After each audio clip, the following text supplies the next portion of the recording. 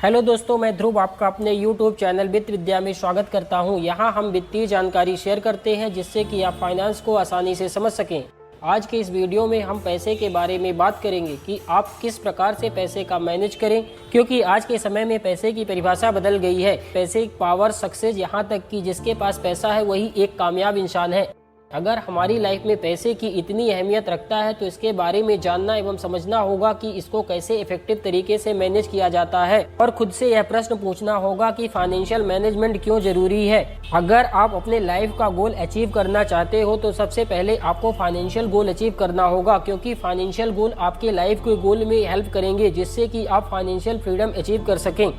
आज मैं आपको मनी मैनेजमेंट का एक बहुत सिंपल फार्मूला दे रहा हूँ। ISID है, इंजीनियरिंग की ISID नहीं है, ये फाइनेंस की ISID है। I means income, primary source. आपका प्राइमरी सोर्स क्या है जिससे कि आप अर्न करते हैं, जैसे कि जॉब से, रेंट से या बिजनेस से, सोर्स ऑफ इनकम है। सेकंड, एक्सपेंसेस, उसमें आप क्या एक्सपेंस करते हैं, ग्रोसरी में, बिल्स में, यहाँ तक कि टी में। सेविंग का मतलब ये होता है कि आपने कितना अर्न किया, कितना एक्सपेंस किया, उसके बाद नेट अमाउंट आपको कितना मंथ में बचा, वो कहलाता है सेविंग।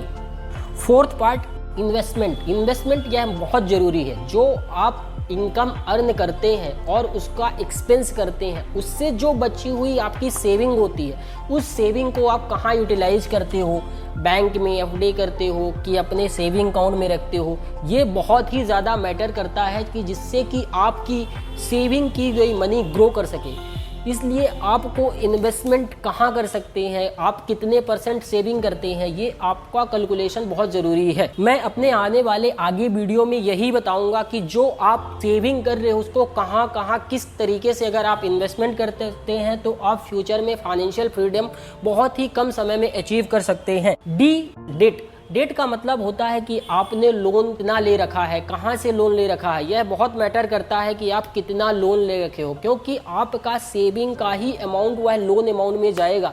इसलिए जो ये 5 चीज़ें मैंने बताया है, अगर आप ये करना सीख जाते हैं तो आप मनी को मैनेज करना सीख जाएंगे, क्योंकि इसमें जो मोस्ट इम्पॉर्टेंट पार्ट है इन्वेस्टमेंट। आप कितना अर्न करते हैं यह मैटर नहीं करता है, मैटर ये करता है कि आप कितना सेव करते हैं, और उससे भी ज़्यादा ये मैटर करता है कि उस सेविंग की हुई मनी को आप कहाँ इन्वेस्टमेंट करते हैं। जब आप ये सीखेंगे कि आप उस सेविंग अमाउंट को कैसे और कहाँ कहाँ इन्वेस्टमेंट करें, आपने गोल के अकॉर्डिंग कि आपका कितने का गोल है, कितना सेव करने का गोल है, आने वाले फ्यूचर में कितनी फंड की नीड रहेगी, उसके अकॉर्डिंग आप अपना गोल बनाते हैं और उसके अकॉर्डिंग आपका इन्वेस्टमेंट होना जरूरी है।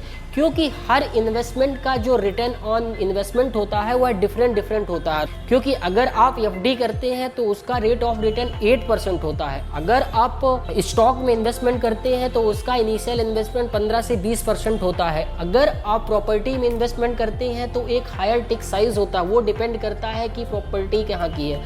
फोर्थ, अगर आप गोल्ड में इन्वेस्टमेंट करते हो तो उसका एक अलग रिटर्न होता है, वह अपने इन्फ्लेशन के अकॉर्डिंग चलता है, क्योंकि आपको इन्फ्लेशन बीट करने वाला रिटर्न चाहिए। अगर आप शॉर्ट टर्म में इन्वेस्टमेंट करते हो तो आप कौन से शॉर्ट टर्म में इन्वेस्टमेंट करो जिससे कि आप शॉर्ट टर्म में वो फंड को यूटिलाइज कर सको, लॉन्ग टर्म में करना चाहते हो तो लॉन्ग टर्म में उस फंड को यूटिलाइज कर सको।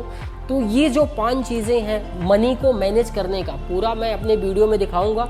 मेरे वीडियो को आप लाइक एवं सब्सक्राइब करें। नेक्स्ट वीडियो में हम बात करेंगे कि आगे हम फाइनेंशियल जर्नी कैसे स्टार्ट कर सकते हैं।